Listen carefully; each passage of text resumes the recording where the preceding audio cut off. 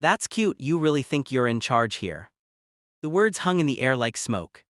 Special Agent Naomi Williams looked up from where she sat handcuffed to a sticky bar table in the back corner of Riley's tavern. Her twin sister, Special Agent Simone Williams, sat across from her, wrists also locked in steel, her expression unreadable. The fluorescent beer sign above them flickered. The jukebox had gone silent. Every conversation in the bar had died. Off-duty Officer Brad Lawson stood over them, chest puffed, badge clipped to his belt even though he wasn't on duty. His partner, Officer Ryan Mitchell, leaned against the bar with his arms crossed, smirking like he'd just won a prize.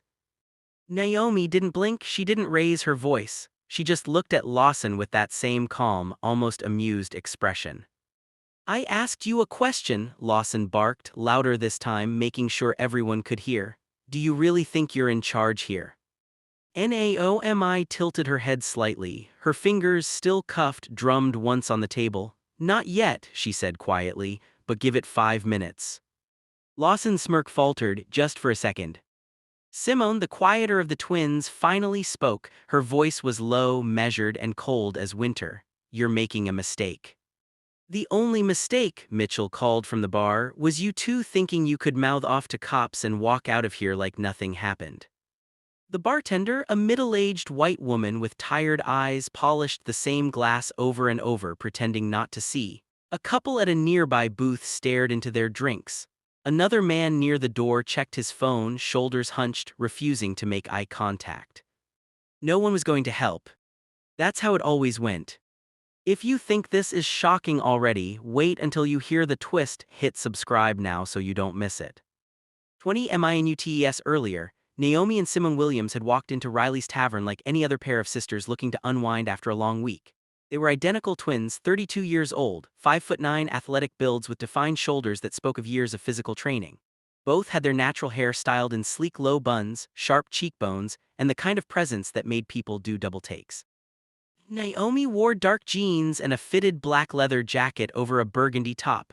Simone wore similar jeans with a charcoal blazer over a white blouse. Both moved with the kind of quiet confidence that came from years of training. They'd chosen a table in the back, ordered 2 beers, talked in low voices about work carefully the way people in their line of work always did in public. That's when Officer Brad Lawson and his buddy Ryan Mitchell walked in. Lawson was mid-30s, white with a buzz cut and the kind of swagger that screamed, "I've never faced consequences in my life." Mitchell was older, stockier, with a beer gut and a permanent sneer. Both were off-duty but still carried themselves like they owned every room they entered. They'd spotted Naomi and Simone immediately. "Well, well," Lawson had said, loud enough for half the bar to hear. "Look at this, twins, you two come as a matching set, buy one get one free." A few people laughed, nervous laughter but laughter nonetheless. Naomi had glanced up, sized them up in 2 seconds and gone back to her beer. That should have been the end of it. But Lawson didn't like being ignored, especially not by women. He walked over, Mitchell trailing behind him like a loyal dog. "Hey, I'm talking to you." Simone set her beer down slowly. "We heard you." "Yeah." Lawson leaned one hand on their table, invading their space. The smell of whiskey was heavy on his breath. "Then maybe you should answer when someone's talking to you. It's called manners, or did nobody teach you that?" Naomi looked up at him, calm as ever. "We're just trying to have a drink, you should do the same." Lawson's eyes narrowed. "You telling me what to do? That's bold, real bold for someone who looks like they should be serving drinks, not drinking them." A woman at the bar gasped softly but said nothing. Simone's jaw tightened but her voice stayed controlled. "We're not interested in whatever this is, please walk away." "Please," Lawson mocked, his voice dripping with condescension. "Oh," she said, "please, Mitchell, isn't that sweet?" Mitchell chuckled, stepping closer. "Real polite, but see, politeness doesn't change facts. You two don't belong here, this isn't that kind of place." "What kind of place is it?" Naomi asked, her tone flat. "The kind where people know their place," Lawson said, leaning even closer. "And you two, you're in the wrong place." Simone's voice was ice. "We paid for our drinks, we're sitting quietly, we have every right to be here." "Rights," Lawson laughed, a harsh, mocking sound. "You think you have rights? That's funny. See, what you have is an attitude problem, both of you." He straightened up and unclipped his badge from his belt, holding it up like a weapon. And I don't like attitude, so here's what's going to happen. You're both drunk and disorderly. Stand up, now. Naomi didn't move. We've had one beer each. We're not drunk and we're not disorderly. I say you are. Lawson's voice was louder now, performance for the crowd. And when a cop tells you to stand, you stand, or don't they teach you that where you're from? You're off duty, Simone said quietly. You don't have jurisdiction here. I've got this, Lawson tapped his badge. That's all the jurisdiction I need. Now stand up before I make you stand up. Mitchell pulled out a pair of handcuffs, dangling them like a toy. Come on, ladies, let's not make this harder than it needs to be.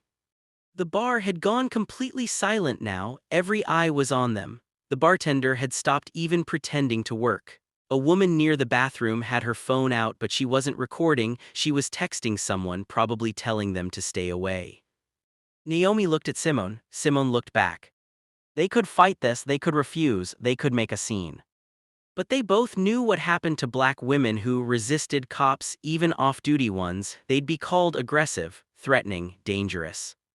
So they stood slowly, calmly, hands visible. Turn around, Lawson ordered, his voice thick with satisfaction. They did. The cuffs clicked into place.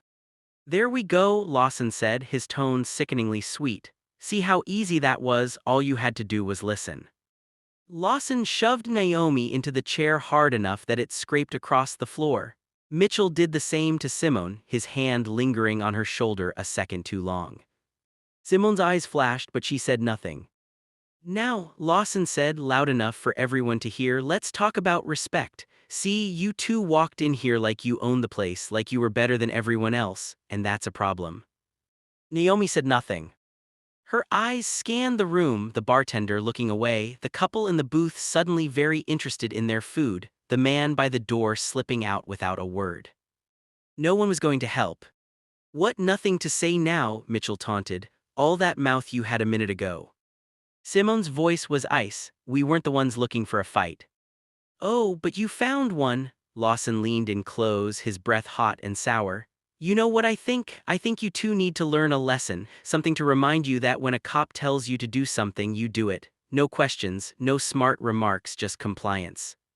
He looked at Mitchell. What do you think? Public intoxication, disorderly conduct, resisting arrest. All of the above, Mitchell said with a grin. Maybe throw in assaulting an officer if one of them gets mouthy again. We're not drunk, Naomi said quietly. We're not disorderly and we didn't resist. You cuffed us without cause. I had cause, Lawson shot back. You were acting suspicious. Suspicious how? I don't need to explain myself to you, sweetheart. The word hung in the air like poison. The silence in the bar was suffocating. A woman at the bar looked like she wanted to say something, but her boyfriend put a hand on her arm and shook his head. A waitress walked past with a tray of drinks, eyes down, pretending she didn't see anything. The bartender wiped the counter again. No one spoke. Lawson smiled, he was enjoying this. The power, the control, the way everyone in the room was watching and no one was stopping him. Here's what's going to happen, he said, voice dripping with satisfaction. You're going to sit here nice and quiet while we call this in. And when a patrol car shows up, you're going to be transported to the station, booked and held overnight, maybe longer depending on how cooperative you are. He paused, leaning down so his face was inches from Naomi's. And if you're really unlucky, maybe one of you tries to run, maybe one of you makes a sudden move, and then, well, he tapped the gun on his belt. Accidents happen, especially with women who don't know how to behave. Naomi's eyes didn't leave his. Simone's voice came from across the table. You don't want to do this. Lawson laughed. I really do. Mitchell pulled out his phone. I'll call it in, get a patrol car here to pick up these two troublemakers. That's when Naomi spoke again. Her voice was calm, too calm. Before you do that, she said, I have a question. Lawson rolled his eyes. What? Do you know what FBI special agents look like when they're off duty? Lawson blinked. What? Naomi leaned back in her chair, the cuffs clinking softly. She didn't smile, didn't gloat, just watched Lawson's face as the words sank in. Because, Naomi continued, you're looking at two of them. The bar went dead silent. Mitchell froze, phone halfway to his ear. Lawson's smirk vanished. Simone reached into her blazer pocket slowly, carefully, and pulled out a black leather wallet. She flipped it open. The gold FBI badge gleamed under the bar lights. Special Agent Simone Williams. Federal Bureau of Investigation. Naomi did the same, her badge identical. Special Agent Naomi Williams. Federal Bureau of Investigation. Lawson stumbled back a step. Mitchell went white. Naomi's voice was still calm, still quiet, but now it had an edge like a blade. Now, she said, here's what's actually going to happen. If this part has you on edge, hit the like button right now. It lets us know you want more stories like this. The gold FBI badges gleamed under the flickering bar lights like twin suns cutting through fog. For 3 full seconds, no one moved. No one breathed. Lawson's face went through a kaleidoscope of emotions, confusion, disbelief, then the slow, creeping horror of a man watching his life collapse in real time. His mouth opened, closed, opened again. Mitchell's phone slipped from his hand and clattered onto the sticky floor. The bartender stopped mid-wipe, cloth frozen against the counter. The couple in the booth leaned forward, eyes wide. Naomi sat perfectly still, her badge wallet held open in her cuffed hands, the credentials facing Lawson like an accusation. Her expression hadn't changed, calm, controlled, almost bored. Simone's badge mirrored her sister's, same gold seal, same federal authority, same unspoken promise, you just made the biggest mistake of your life. That's not, Lawson stammered, his voice cracking, you can't be. FBI? Naomi finished for him, her voice silk over steel. Special Agent Naomi Williams, badge number 47921, assigned to the Civil Rights Division, investigating complaints of police misconduct and abuse of power in off-duty incidents. Simone's voice followed, equally cold. Special Agent Simone Williams, badge number 47922, same division, same investigation. She tilted her head slightly, eyes locked on Lawson. And you just assaulted 2 federal officers on camera. Lawson's eyes went wide. Camera? What camera? Naomi reached up with her cuffed hands and tapped the small button on her leather jacket, a button that wasn't a button at all. Body cam, standard equipment. Everything you've said and done for the last 25 minutes is recorded in full HD with audio, already uploaded to our secure server, already backed up in 3 locations. She paused, letting it sink in. Including the part where you threatened to shoot us. Mitchell looked like he might vomit. The bar erupted in whispers, someone gasped, another person pulled out their phone and started recording openly now. Lawson stumbled backward, his hand instinctively going to his belt where his off-duty weapon sat. Then he froze, realizing that reaching for it now would only make things worse. Wait, he said, his voice desperate, hands raised. Wait, I didn't know, this is a misunderstanding. A misunderstanding? Simone's voice was ice wrapped in razors. You handcuffed us, you threatened us, you called us suspicious, you told us we didn't belong here, you said we should know our place. She leaned forward slightly, the cuffs clinking. Which part was the misunderstanding, Officer Lawson? His face had gone gray, sweat beaded on his forehead. I thought you were just. Just what? Naomi's voice cut through his stammering. Just 2 black women who wouldn't fight back, just 2 civilians with no power, no voice, no recourse, just another statistic you could bully and walk away from. Lawson had no answer. The silence that followed was deafening.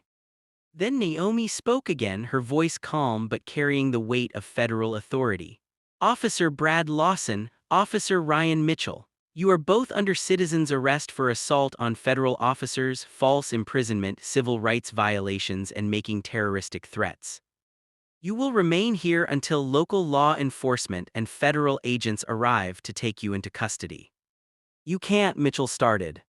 We can, Simone said flatly, and we just did. Now you're going to uncuff us, slowly. And then you're going to sit down at that bar and wait quietly, or we can add resisting arrest to your charges, your choice.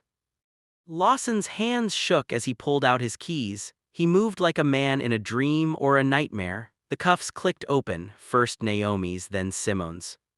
The sisters stood, rubbing their wrists. They didn't rush, didn't gloat. They just straightened their jackets and stepped back, putting distance between themselves and the two officers who suddenly looked very small. Naomi pulled out her phone. "This is Special Agent Naomi Williams, badge 47921. I'm at Riley's Tavern, 428 Oak Street. I need immediate local law enforcement and federal backup. We have 2 off-duty officers in custody for assault on federal agents." "Yes, confirmed, ETA." She listened, nodded. "Copy that, 10 minutes.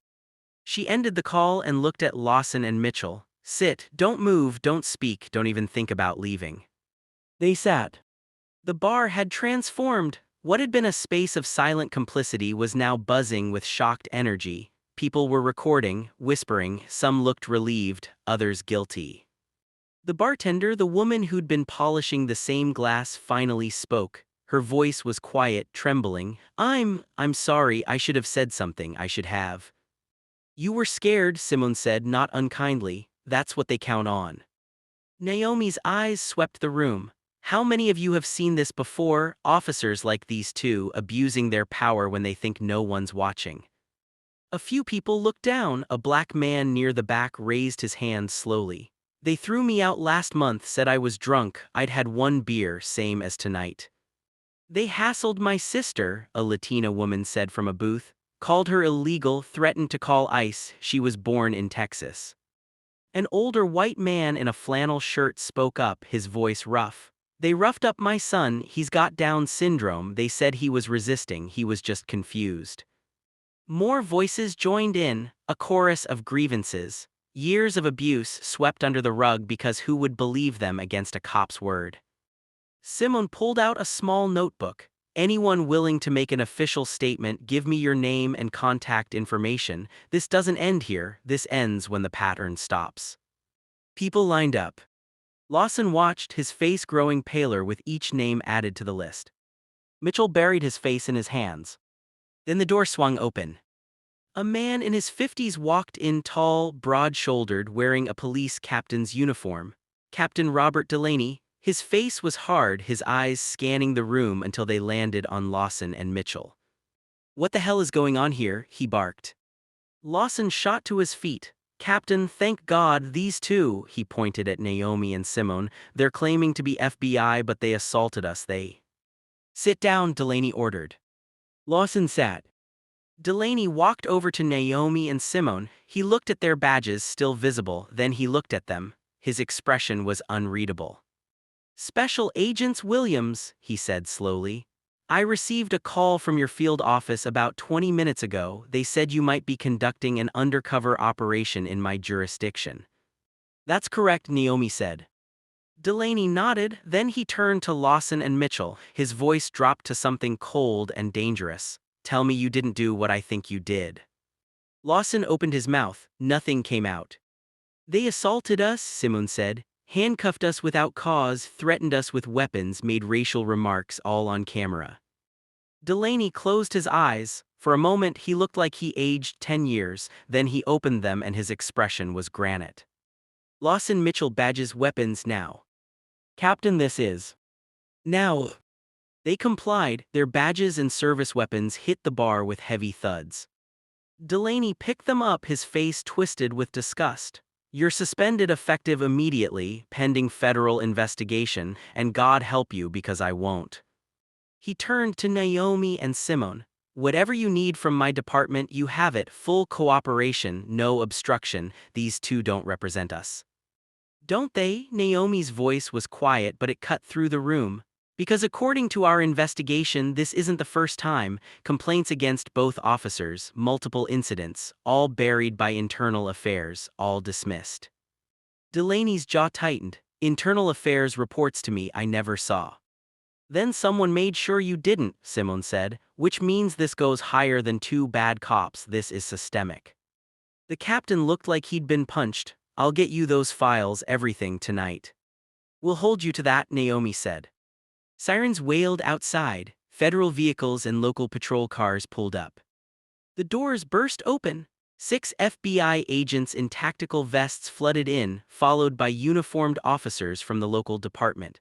Leading them was Supervisory Special Agent Marcus Thompson, 40-something, black, with the bearing of a man who'd seen it all and wouldn't tolerate an ounce of nonsense. Williams, he nodded to both sisters, status. Two suspects in custody, Naomi reported. Officers Brad Lawson and Ryan Mitchell, assault on federal officers, civil rights violations, terroristic threats, all on body cam. We've also got 17 potential witnesses, Simone added, holding up her notebook, documenting a pattern of abuse spanning at least 3 years. Thompson's expression darkened. Cuff them. Two agents moved forward. Lawson tried to stand, tried to speak. This is a mistake. We're police officers, you can't. You were police officers, Thompson said coldly. Now you're suspects, you have the right to remain silent. The Miranda rights echoed through the bar as the handcuffs clicked shut. Real handcuffs this time, federal ones. Mitchell was crying. Lawson looked like he was in shock. They were let out, cameras flashing from phones held by a dozen witnesses. Someone had already started live streaming. The footage would be viral by morning. Thompson turned to the crowd. Everyone who witnessed what happened here tonight, thank you. Your courage matters. An agent will take your statements. If you've experienced similar treatment from these officers or others, we want to hear from you. This is a federal investigation now. Your voices will be heard. Captain Delaney stood off to the side, watching his officers being taken away. His face was stone, but his eyes showed something else. Shame, maybe, or the weight of realizing he'd failed to see what was right in front of him. Naomi approached him. Captain. He looked at her. I didn't know. I swear to God, I didn't know it was this bad. Then fix it, she said quietly, because if you don't, we will. He nodded slowly. I will. 2 hours later, Riley's tavern was empty except for the FBI team processing the scene. Naomi and Simone stood outside, the cool night air washing over them. You okay? Simone asked. Naomi touched her wrists where the cuffs had been. They'd left red marks. Yeah, you. Yeah. They stood in silence for a moment. They thought we were nobody, Simone said quietly. They always do, Naomi replied. That's why we do this. Thompson came out, tablet in hand. Body cam footage is clean, crystal clear. Their lawyers won't be able to spin this. And with the witness statements, this is going to blow wide open. Local DAs already talking about bringing in a special prosecutor. The mayor's office is demanding answers. This isn't going away. Naomi nodded. Good. You two did good work tonight, Thompson said. Could have gone sideways, you kept your cool. We're trained for this, Simone said. Doesn't make it easier.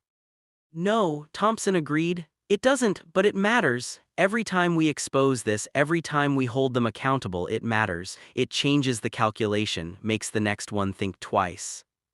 He looked at them both. Take the rest of the week, get some rest, we'll handle the follow-up. I want to be there when they're arraigned, Naomi said. You will be, Thompson promised, front row. 3 days later, the story was everywhere.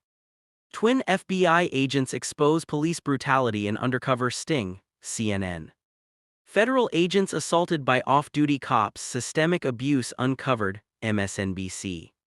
Viral video shows FBI agents' shocking treatment at bar, 17 witnesses come forward, ABC News. The body cam footage had been released to the media, redacted to protect witnesses but devastating in its clarity.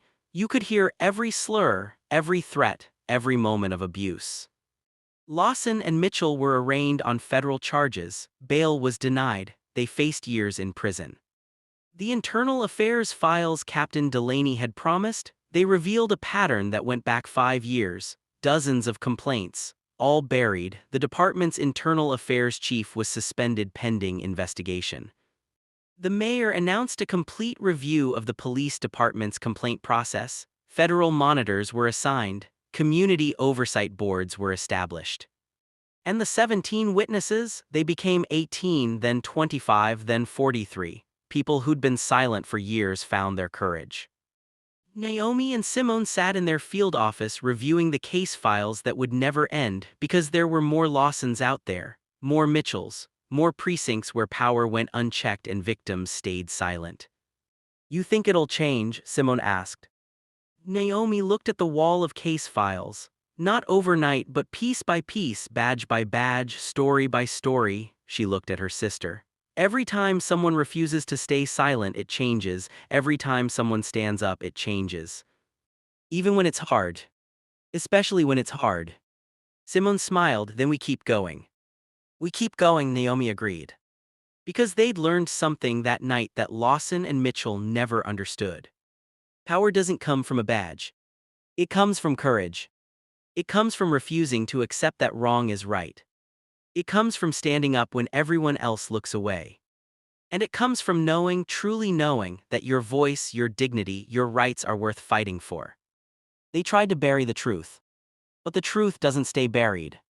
Not when people refuse to be silenced. Not when justice finds its voice. Not when the world is watching. If this story moved you, hit like and share it. More untold stories drop every week. These stories matter because your voice matters. Subscribe so you never miss another story of courage, justice, and standing up when it counts. Comment "Justice Lives" if you believe change is possible.